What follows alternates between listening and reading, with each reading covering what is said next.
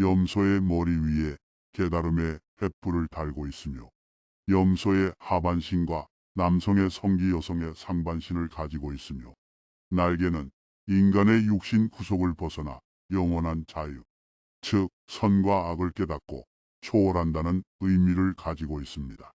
하늘을 가리키는 축복의 손짓을 하고 있는 오른쪽 팔엔 솔부라고 적혀 있으며 땅을 가리키는 왼쪽 팔엔 코아귤리라고 적혀 있습니다.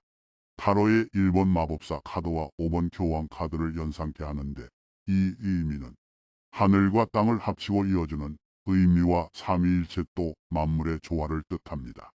태양 신인 아톤, 라, 아문, 그리스 로마 신화의 그라이아이, 달의 여신의 아르테미스, 헤카테, 셀레네, 북유럽의 운명의 새 여신 노른, 힌두교의 브라흐마, 시바, 비슈누 또한 삼위일체의 형태입니다. 삼위일체를 영어로 트리니티라고 하는데 이것의 오어는 고대 힌두교의 산스크리트어입니다. 연금술과도 관련이 아주 깊습니다.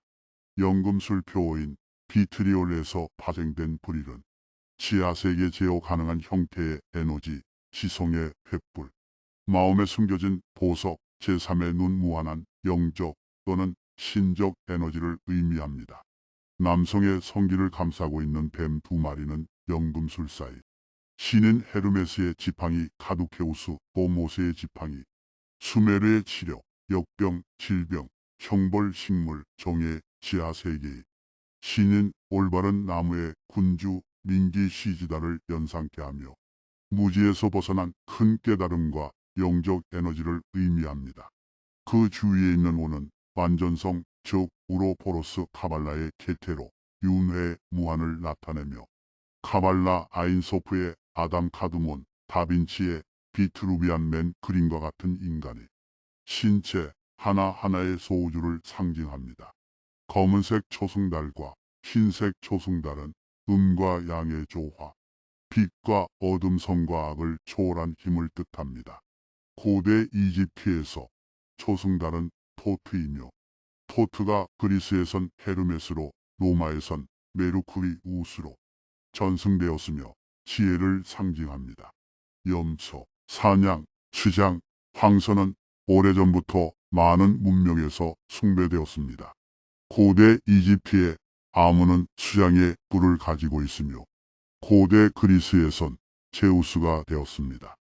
염소, 사냥, 황소 즉 바알은 비옥함의 상징이자 풍요의 신, 생명력, 뱀, 지혜, 깨달음, 활성화 또 천마리의 젊은 염소는 산스크리트어로 천개의 연꽃 잎을 뜻하며 사스라라 인두정 즉 정점, 맨 위 정수리의 차크라를 나타냅니다. 유대교의 신비주의 카발라의 세피로트 생명나무와도 관계가 깊다고 생각합니다.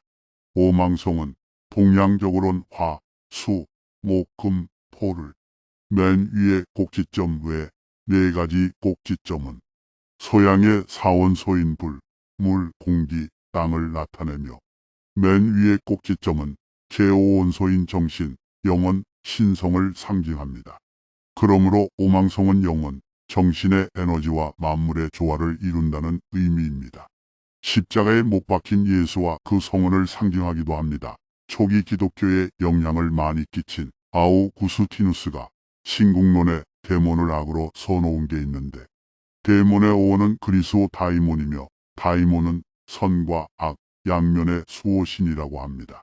또 그리스 신화의 자연과 목축의 신이며 헤르메스의 아들인 판이 염소 반인반수, 금단, 금기의 상징이기에 기독교의 가치관과 맞지 않아 중세 기독교 때 악의 표본으로 몰아 그 형태가 남았다는 걸 알 수 있습니다.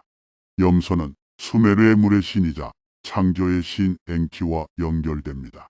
염소 자리는 태양의 남쪽 문 동지 때를 나타내며 초기 바빌로니아 사람들에게 염소는 에아즉 엔키, 사탄이라고 알려져 있었으며 엔키는 인간의 보호자이며 인류에게 지식과 문명을 가져다준 지력과 신성한 눈의 주님을 뜻하기도 하며 엔키는 생명나무, 선악과의 뱀처럼 배움과 지식, 깨달음을 주었고 수메르 역사에 보면 엔키는 나무에 있는 뱀으로 묘사되기도 하였으며 그 뱀은 인류에게 지식과 옷을 줍니다. 엔키는 염소의 형상을 취하기도 했으며 빛의 아버지로 여겨지기도 하였고 기념일엔 염소 가죽을 입고 축제가 행해졌다고 합니다.